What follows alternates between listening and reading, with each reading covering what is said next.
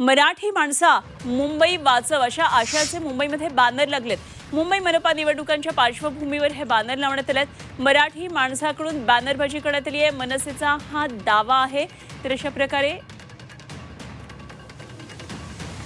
हाती घेतला असेल तर नक्कीच ते स्वागतार्ह आहे. मुंबई महापालिकेच्या निवडणुका आता तोंडावर येऊ घातल्यात आणि त्यावेळी हा फलक लावण्यात आलेला आहे आणि त्यामध्ये असंही म्हटलेलं आहे की यावेळी तुला मराठीसाठी एकत्र यावंच लागेल मराठी माणसा, शेवटची संधी आणि ही शेवटची संधी आहे. त्यामुळे महापालिका निवडणुकांच्या पार्श्वभूमीवरच हे केल्याचं एकंदरीत पाहायला मिळतं.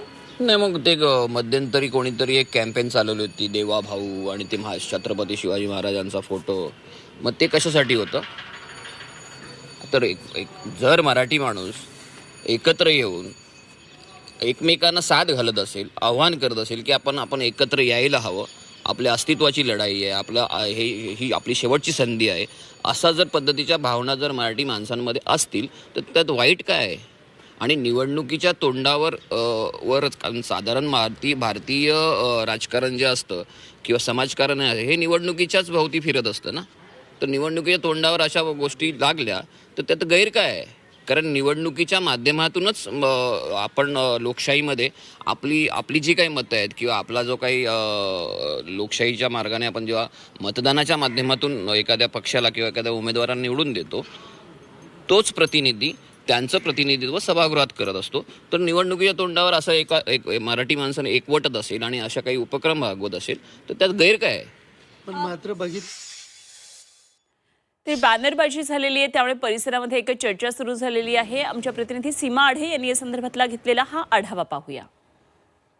मुंबई महानगरपालिकेची निवडणूक कधीही जाहीर होऊ शकते आणि या निवडणुकीसाठी वातावरण निर्मिती करायला आतापासूनच सुरुवात झालेली आहे.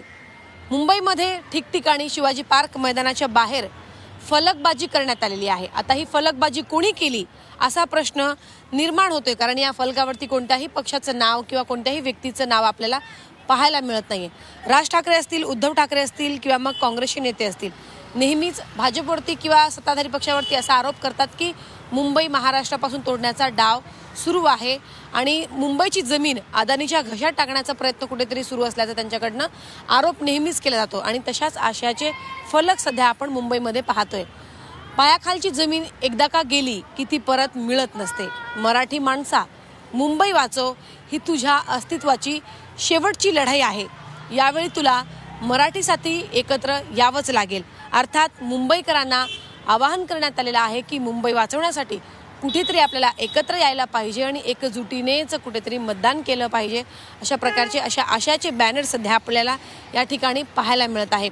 राज ठाकरे, उद्धव ठाकरे आणि काँग्रेसचे नेते वारंवार याच मुद्द्यावरून किंवा याच विषयावरून नेहमीच मुंबईकरांना आणि सत्ताधारी पक्षाला टोला लगावत असतात, त्यांच्यावरती आरोप करत असतात आणि आता हे बॅनर मुंबईमध्ये लावून मुंबईकरांचं लक्ष वेधण्याचा प्रयत्न जो आहे तो केला जातो. आता मनसेकडनं अशी प्रतिक्रिया या बॅनर संदर्भात, या फलकासंदर्भात देण्यात आलेली आहे की मराठी माणसांकडनं हे जे फलक आहेत ते मुंबईमध्ये लावण्यात आले आहेत, आमच्या पक्षाकडनं हे फलक लावण्यात आलेले नाहीत. त्यामुळे आता बघणं महत्त्वाचं असणार आहे की या फलकावरून मुंबईचं राजकारण हे कशा पद्धतीने तापतं.